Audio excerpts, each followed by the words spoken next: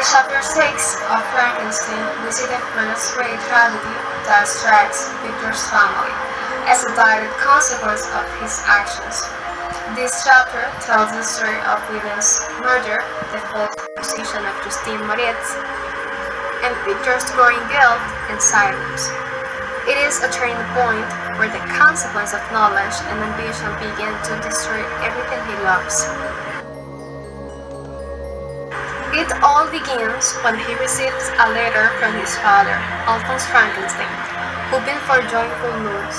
Victor is instead struck by terrible words. His youngest brother, William, has been murdered. The family had gone for a walk near Queen Valley, and the boy had turned ahead to Glade. He never came back. They searched for him all night until dawn. They found his lifeless body lying on the grass, with the marks of fingers around his neck. The misfortune is deepened by Elizabeth Gill. She had allowed William to wear a precious miniature portrait of Victor's late mother. The jewel had disappeared along with the boy's life, and everyone believed it was what had tempted the murder. In a letter, Alphonse begs Victor to return home, not with vengeance in his heart, but with love and comfort for his grieving family.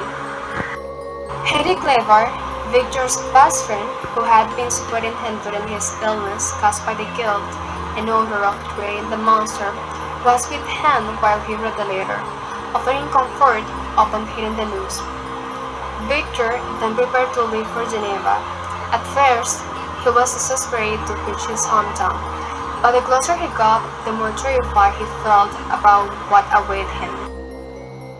After several days of traveling, he stopped in a meadow, admiring the trees, the land, and the sky, illuminated by lightning and casting shifting shadows through the forest. Suddenly, he saw a huge shadow for a few seconds that made him feel uneasy. 2 years had passed since he had last seen it. At first, he was unsure whether it was real, but another flash of lightning illuminated the place, confirming the presence of the creature walking away. Without hesitation, Victor immediately accused him in his mind of being William's murderer.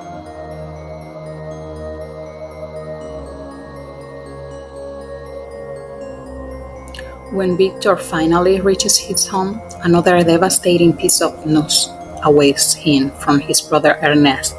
Justine Moritz, the young woman who had long lived with the family, has been accused of the crime. A servant had searched her clothes and found the missing miniature in her pocket, a discovery that pointed directly to her guilt.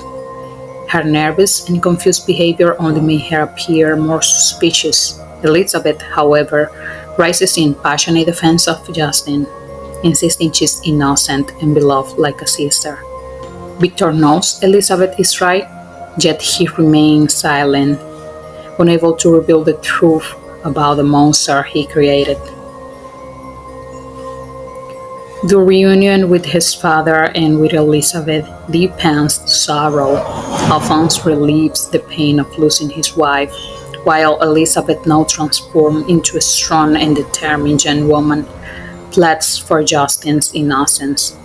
With tears and conviction, she insists that losing Justine will be losing William all over again.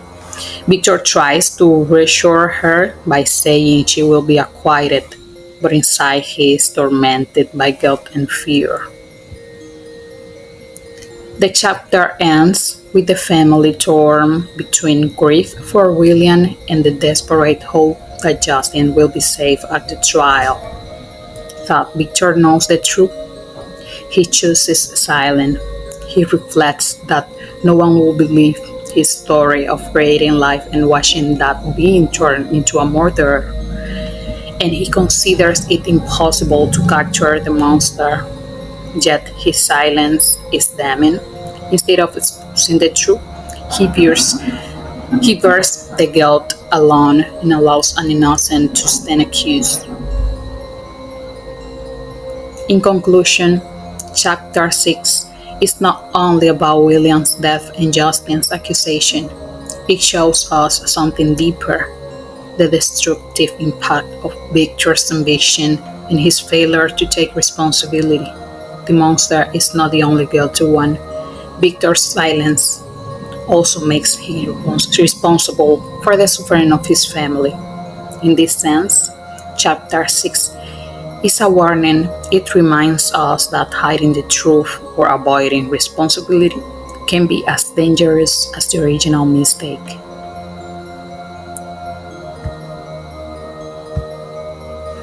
Thank you for your attention.